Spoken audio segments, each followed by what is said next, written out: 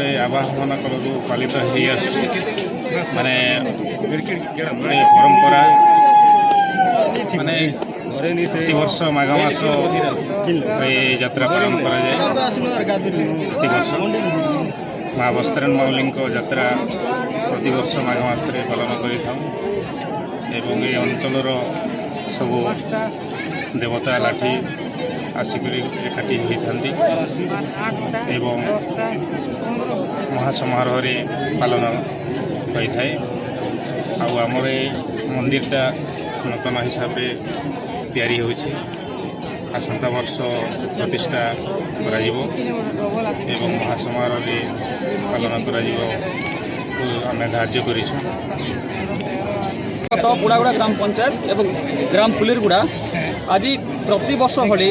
माँ वार्षिक मंडई यात्रा आम बस्त्रायण माउली अनुष्ठित होठारे आखपाख अंचल एवं दूर दूरांतर विभिन्न जिला स्तर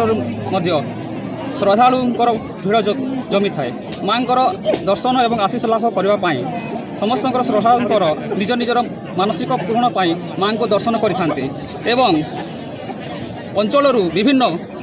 लाठी कुलसी कालीसी आसिकी माँ आविर्भाव सौदाखरे होते और समस्त को आशीर्वाद प्रदान करते। यही अंचल यह गोटे निरा पर्व एवं प्रत्येक वर्ष माघ यात्रा पूर्णिमा पाखापाखि समय आम ग्रामवासी मिसी धार्य करिथाउ। प्रतिदिन एठारे मानसिक भक्तंकर भीड़ भी जमी थाए एवं यही अंचल आ गोटे बहुत खास खबर अच्छी जहाँकि सांस्कृतिक संध्या समस्त मनोरंजन दूर दूरांतर जो मैंने बंधुबांधव आसी था समस्त को आम रात्रि सांस्कृतिक नाट्य परिवेशन होता है और समस्त श्रद्धालु भक्त जहाँ भी माँ आशीर्वाद पाए एवं रात्रि समय पाई मनोरंजन करी जेझा ग्राम को बाहुड़ी था। ग्राम माटी गो बस्त्रायण माउली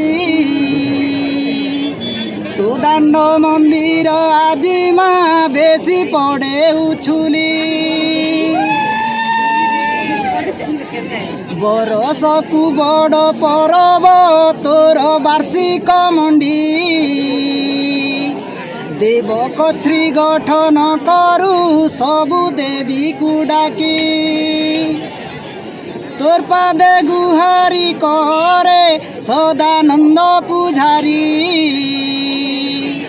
ग्रामवासी चेली भेली को रख कुशल करी